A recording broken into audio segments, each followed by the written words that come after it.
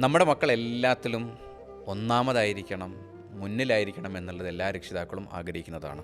എന്നാൽ ചിലപ്പോൾ പഠനത്തിൻ്റെയോ അല്ലെങ്കിൽ ഏതെങ്കിലും മത്സരത്തിലൊക്കെ മക്കൾ പിന്നിലാകുന്ന സമയത്ത്, ഏതെങ്കിലും തരത്തിലൊക്കെയുള്ള പ്രയാസങ്ങൾ ഉണ്ടാകുന്ന സമയത്ത് മക്കളെക്കാൾ പ്രശ്നമുണ്ടാകുന്നത് രക്ഷിതാക്കൾക്കാണ്. അതിൻ്റെ പേരിൽ ചിലപ്പോൾ രക്ഷിതാക്കൾ ചിലപ്പോൾ ചില ഉമ്മമാരൊക്കെ കാണാറുണ്ട്, ഇവർ ഭക്ഷണം കഴിക്കില്ല, ഇവർക്ക് ഉറക്കം വരില്ല, എന്നിട്ട് ഇതിൻ്റെ പേരിൽ ഇങ്ങനെ വല്ലാതെ പ്രയാസപ്പെടുന്ന, അസ്വസ്ഥത കാണിക്കുന്ന ചിലപ്പോൾ കാണാറുണ്ട്. ഇതിൻ്റെ പരിഹാരത്തിന് പിന്നാലെ പോകുന്നതിന് പകരം മക്കളുടെ മേൽ ഇതിൻ്റെ കുറ്റങ്ങൾ, മക്കളിതിന് കുറ്റം പറയുന്നു, മക്കളെ വല്ലാതെ ഷൗട്ട് ചെയ്യുന്നു.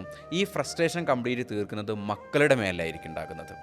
മക്കളൊരു കോമ്പറ്റീഷനിൽ പങ്കെടുത്തു, അതിൽ വിന്നിങ് ആയിട്ടില്ല, എന്നാൽ അതിൽ പ്രൈസൊന്നും കിട്ടാത്തതിൻ്റെ പേരിൽ മക്കളെ കുറ്റം പറയുന്നു.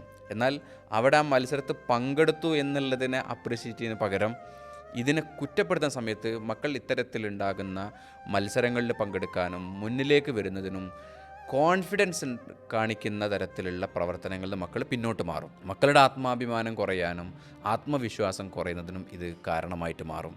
മക്കളെ ചെറിയ ചെറിയ കാര്യങ്ങളായിരിക്കാം ഇതിനെ സപ്പോർട്ട് ചെയ്യാനും അപ്രിഷ്യേറ്റ് ചെയ്യാനും നമ്മളെ കൊണ്ട് പറ്റണം.